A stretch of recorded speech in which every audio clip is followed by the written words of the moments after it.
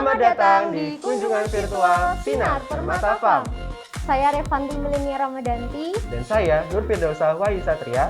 Selama beberapa waktu ke depan, kami akan menemani teman-teman untuk merasakan bagaimana sistem manajemen agrobisnis dalam sebuah perusahaan.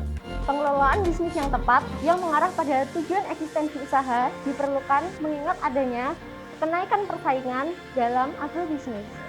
Gambaran manajemen agrobisnis meliputi seperti pengadaan sapronak, proses produksi, penanganan pasca panen, manajemen pemasaran, dan juga sumber daya manusia, yang merupakan sebuah strategi untuk menjalankan proses bisnis dalam suatu perusahaan. Yang mana dalam episode kali ini adalah Sinar Permata Farm yang bergerak di bidang perunggasan. Kunjungan virtual bertujuan untuk mengedukasi tentang proses dan kendala yang ada di agrobisnis, serta bagaimana cara untuk mengatasinya. Nah, Revanti, tanpa perlu menunggu berlama-lama, mari kita mulai kunjungan virtualnya. Oleh karena itu, selamat menyaksikan! Ayo kita jalan-jalan ke Sinar Permata Farm, salah satu perusahaan ayam petelur yang berlokasi di Kedung Sriti, Umbul Harjo, Cangkringan, Sleman, Daerah Istimewa Yogyakarta. Berikut rangkuman gambaran sistem agribisnis di CV Sinar Permata Farm dengan skala usaha kurang lebih 80.000 ekor ayam petelur dengan jumlah karyawan 80 orang.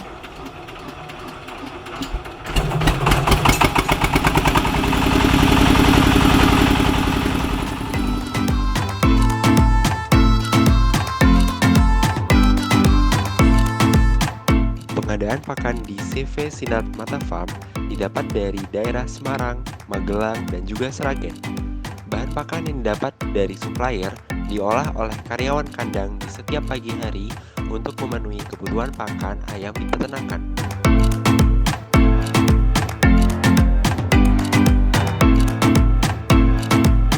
Proses produksi untuk pemeliharaan ayam di CV Sinar Permata Farm yaitu ayam dipelihara sampai umur ayam 90 minggu.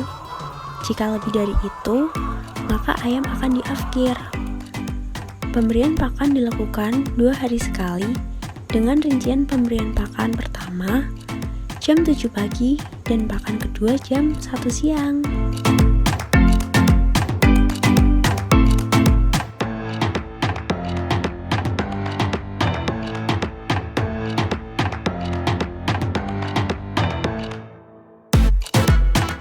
Proses pemanenan telur dimulai dari pengambilan telur oleh karyawan.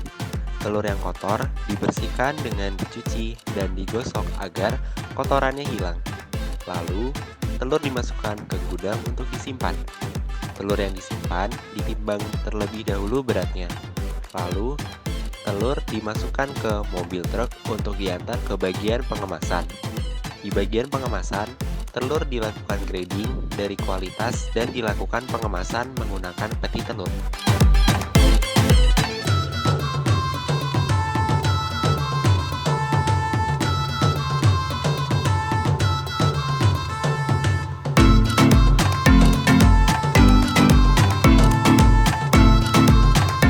Distribusi telur di CV Sinar Permata Farm yaitu untuk daerah Jogja dan sekitarnya. Bapak Yudianto Yoskiarso mengelola lahan peternakan seluas 2 hektar dengan 31 kandang untuk kapasitas 60.000 ekor ayam petelur. Bagaimana cara beliau mengelola usaha agribisnis? Permisi Pak Yudi. Ya. Jadi begini Pak, kami ingin melakukan tanya jawab terhadap bisnis yang Bapak jalani dalam usaha bidang ayam layar ini Pak. Mulai tahun 84 saya menjual telur di Jakarta. Waktu itu saya merasa saya sebagai pedagang perantara itu merasa artinya kok cari duit sulit sekali gitu. Nah, maka karena memang saya juga seneng dengan peternakan, saya waktu itu terus kembali ke Jogja tahun 1988. Saya awal mula mendirikan peternakan di daerah Banteng. Itu dengan kapasitas 2.500 ekor. Itulah yang mendorong saya lebih tertarik ke peternakan karena menghasilkan barang yang namanya telur, itu makanan, proteinnya banyak, gizinya banyak, ya, dan yang paling lengkap, ya, karena saya tahu dari paling lengkap ini karena dari penjelasan teman-teman, terutama yang dari Fakultas Peternakan, ya, dari Profali segala macam, bahwa telur itu meskipun kecil itu lengkap, gitu. Dan yang jelas lagi murah, serta bisa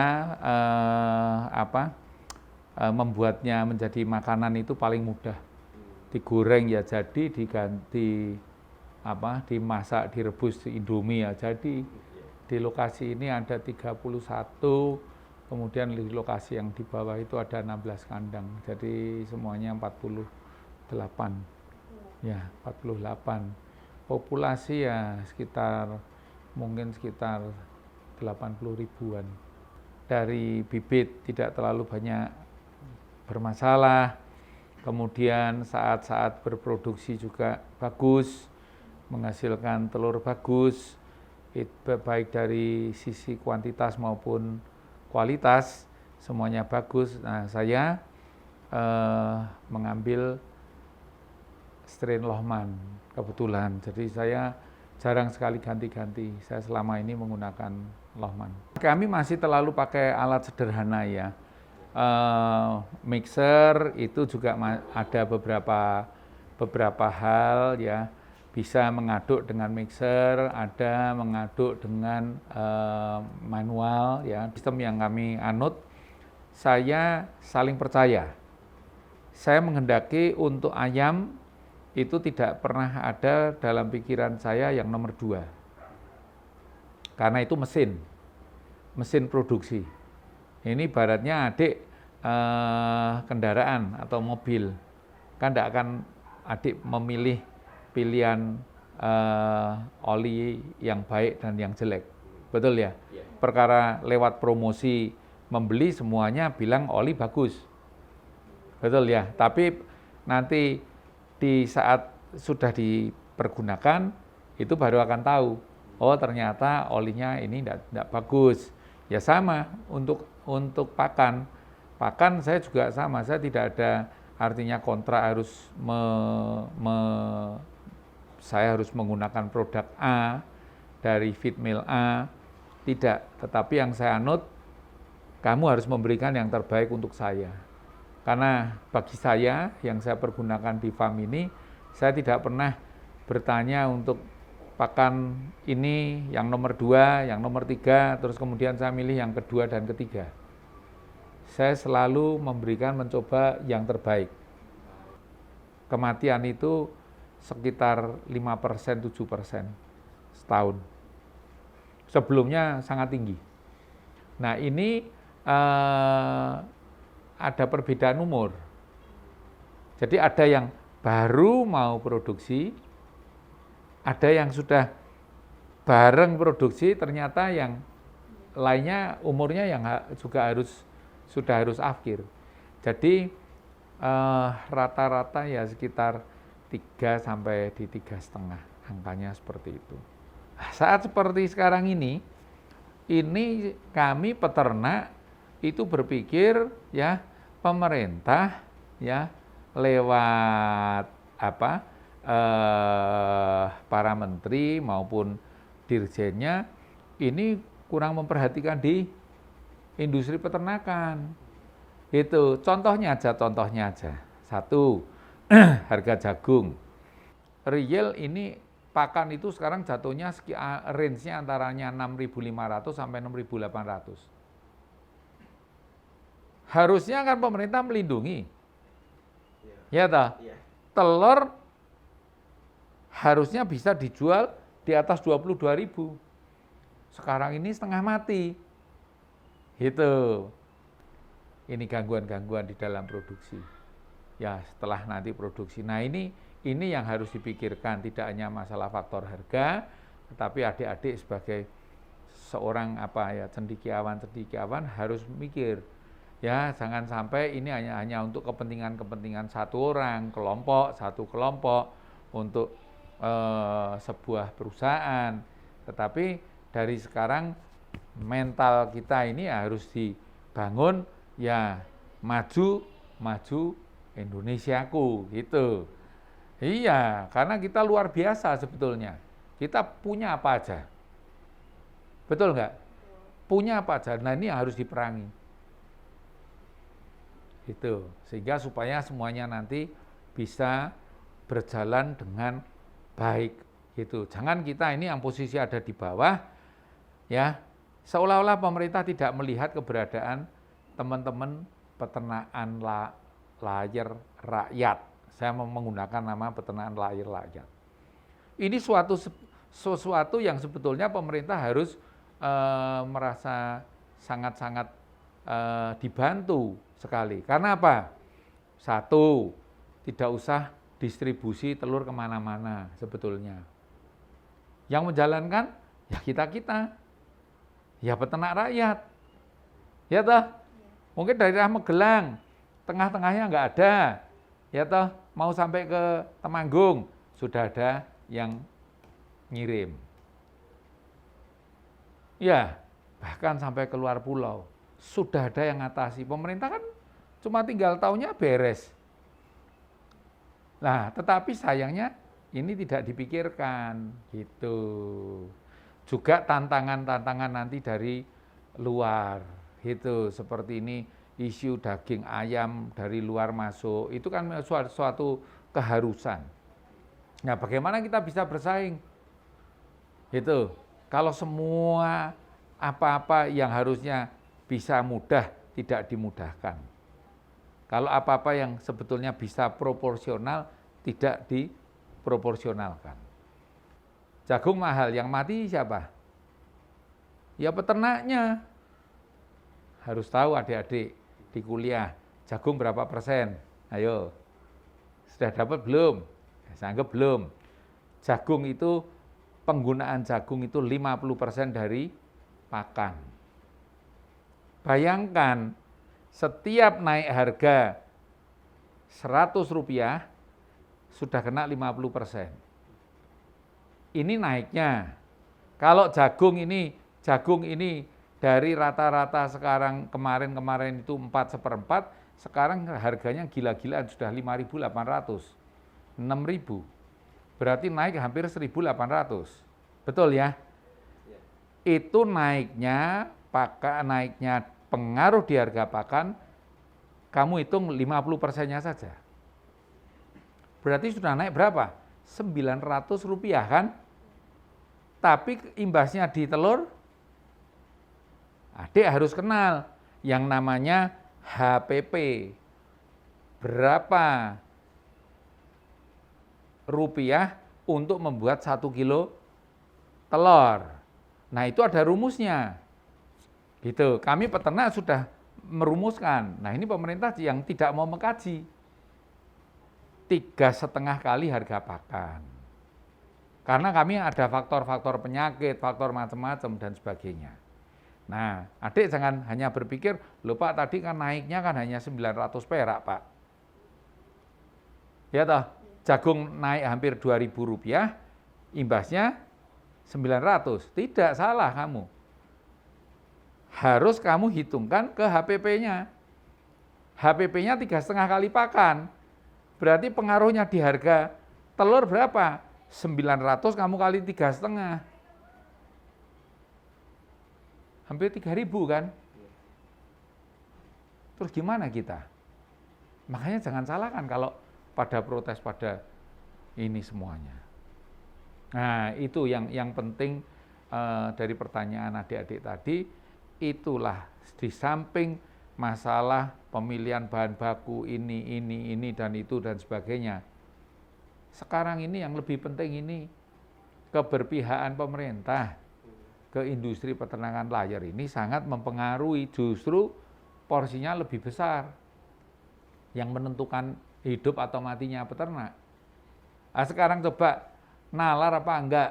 Coba di mana? Coba tunjukkan di negara mana. Adik-adik akan yang paling lebih pinter browsing untuk ini. Ada yang artinya jual harga murah itu karena memang peternaknya di dunia sana disuruh rugi semua. Coba kita ditunjukkan. Kalau memang nanti benar-benar sama, oh berarti banyak temennya, ya sudah oke lah. Tapi kalau enggak, kan berarti kan pemerintah kan harus bertanggung jawab, melindungi. Gitu. Iya kan? Nah, itu yang harus kita adik-adik sebagai sekarang mahasiswa, besok sebagai calon pemimpin, itu harus jiwanya harus mulai sekarang harus tertanam. Kalau enggak nanti ya repot semua, ya enggak ada kemajuan untuk kita. Gitu. Hambatan produksi kan, ya bahan baku ini contohnya tadi bahan baku, ya toh. Setiap penggantian bahan baku peternak, saya kenapa tidak ini saya singgung sedikit alasannya. Kenapa saya tidak self make? Waktu itu saya mencoba self make, tapi saya trauma dengan mineral. Mineral waktu itu kan kita memang diajarkan bisa membuat sendiri. Saya memproduksi telur itu menjadi putih semua. Itu makanya saya trauma dan saya tidak mau, mungkin ini bukan kapasitas saya. Gitu. Maka hambatan-hambatan seperti itu ini menjadi satu masalah gitu. Nah, hambatan-hambatannya itu tidak hanya meliputi makanan. Karena ada perubahan mineral aja bisa rusak produksi kita. Itu aja jadi putih, telur menjadi putih, itu masih mending, ayamnya bertelur. Lah kalau karena saya nggak usah sebut namanya ya, waktu itu zaman Krismon, harga telur luar biasa kenaikannya, ya. Krismon belum lahir pasti ya, kamu ya. Nah, Krismon itu harga pakan saya masih ingat betul 1.100. Ya, harga konsentrat itu zaman waktu itu 1.100. Jadi harga pakan itu ya sekitar mungkin waktu itu ya sekitar 600 mungkin ya, sekitar 600-500 perak gitu ya. Harga telur itu bisa mencapai 8.000, bahkan kritisnya 10.000. Karena waktu itu semua panik, tidak hanya peternaknya, tetapi juga breeding juga panik, feed mill juga panik. Semua pelaku di bidang industri peternakan belum pernah mengalami. Semuanya panik. Akhirnya ayam dijual semua. Gitu. Nah, saat itu harga menjadi sangat-sangat luar biasa pada saat Krismon. Nah, itu yang menjadi satu permasalahan, kendala-kendala yang ada itu diantaranya juga mengenai masalah harga pakan.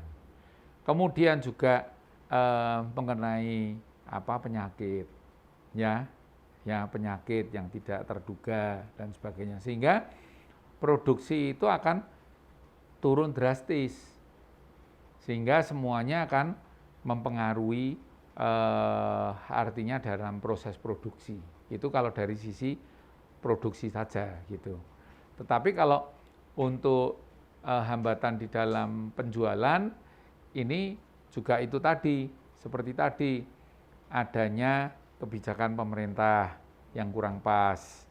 Kemudian juga yang menjadi keprihatinan kami itu di sini ini pengaturan tata niaga, artinya antaranya mata rantai dari peternak ke pedagang perantara sampai ke end user, ini juga harus ditata. Karena kalau ini dibiarkan sebagai bola liar, ya sebagai bola liar, itu peternak sangat-sangat terpukul lagi. Tadi terpukul dengan peraturan artinya regulasi yang nggak kurang pas, masih ditekan lagi oleh tekanan dari pedagang. Nah, syaratnya apa supaya pedagang tidak bisa bermain? Ya, harus diupayakan produksi nasional ini berimbang dengan kebutuhan per kapita dari masyarakat.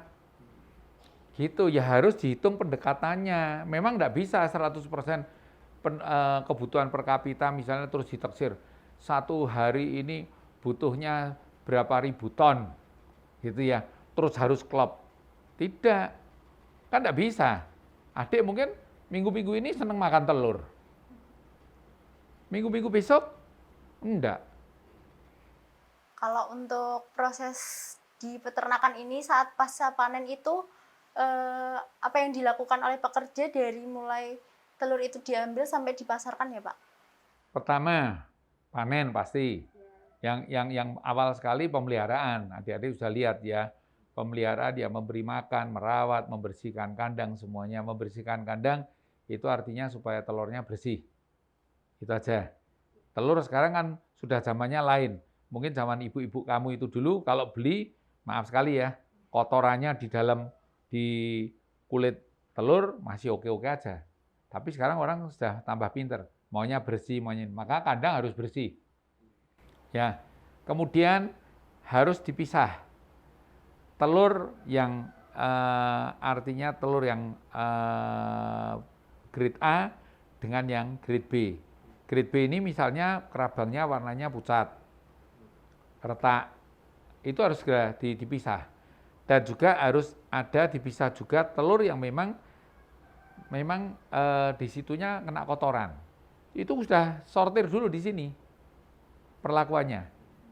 Dari sini sudah disortir tersendiri, terus baru masuk ke gudang. Perlakuannya nanti masing-masing. Yang putih dipak dengan yang warna putih sendiri, ya. Yang grade A dipak dengan yang grade A sendiri. Yang retak itu sudah ada pasarnya sendiri. Itu. Jadi semuanya sudah tertata semua. Itu pun di bawah masih anak-anak masih harus tetap juga sortir. Lihat ya tadi ya. Jadi mungkin ya 1-2 kelewatan itu harus sortir lagi. Sehingga betul-betul kita apa yang ada yang saya di perusahaan kita, artinya kita memang moto perusahaan kita bekerja dengan penuh syukur ya. Jadi ya harus saya tekankan, kita sudah dikasih berkat, nggak boleh bohong. Itu. Jadi ya yang baik ya kamu kasihkan yang baik, jangan kamu yang jelek kamu campur di yang baik gitu. Jadi makanya itu yang menjadi kita, tapi efeknya pelanggan percaya kepada kita jauh lebih baik. Telur orang lain dibandingkan dengan telur orang lain, pelanggan juga bisa membedakan.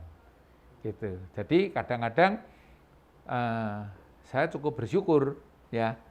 Di situ malah harga telur dari kami kadang-kadang bisa lebih mahal 200-300 rupiah. Karena apa?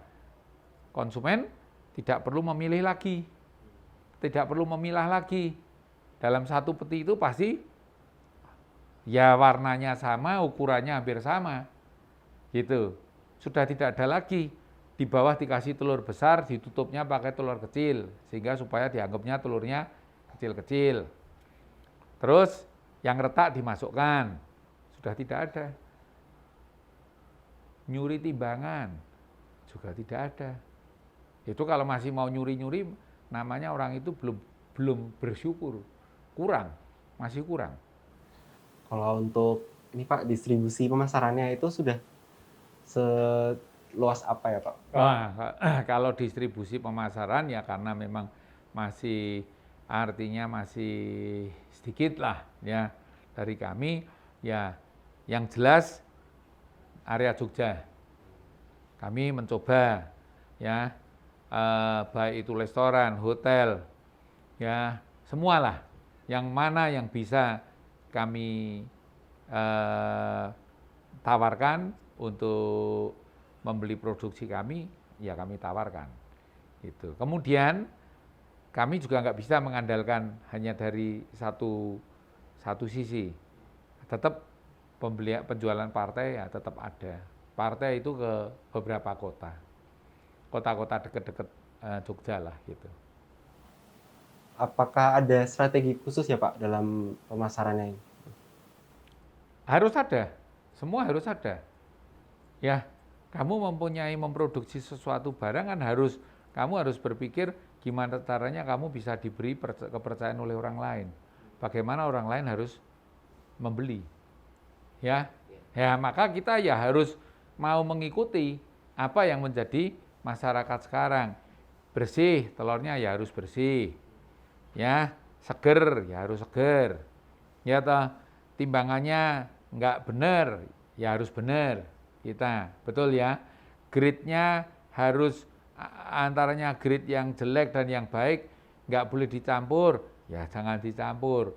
Dan yang terakhir kita juga harus mengikuti pemerintah, yaitu untuk kita peternak harus memiliki nomor kontrol veteriner. Ini satu aturan yang tidak boleh ditawar-tawar. Karena ini untuk jaminan bahwa telur ayam yang diproduksi ini benar-benar asuh. Tahu asuh? Aman, sehat, utuh, halal. Ya udah beres.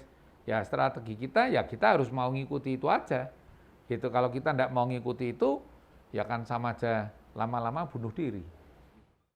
Ya, oke. Gitu, baik. Baik Pak, sekali lagi terima kasih ya Pak atas Sama-sama. sharing-sharingnya. Ya, Semoga bisa memberikan gambaran bagi teman-teman yang mengikuti mata kuliah manajemen agrobisnis ini, khususnya untuk mengetahui bagaimana sih sistem agrobisnis, khususnya di peternakan ayam layar yang Bapak jalani ini. Ya. Ya, gitu. Terima kasih, sama-sama. Ya, Terima kasih ya Pak.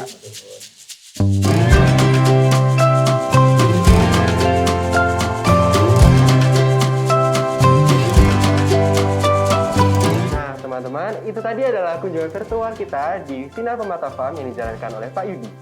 Sekian kunjungan virtual pada kali ini, semoga dapat memberikan ilmu yang bermanfaat bagi teman-teman. Saya Nur Firdausa Wahyu Satria. Dan saya Revanti Milinia Ramadanti. Kami pamit undur diri dan sampai jumpa di episode selanjutnya. Dadah!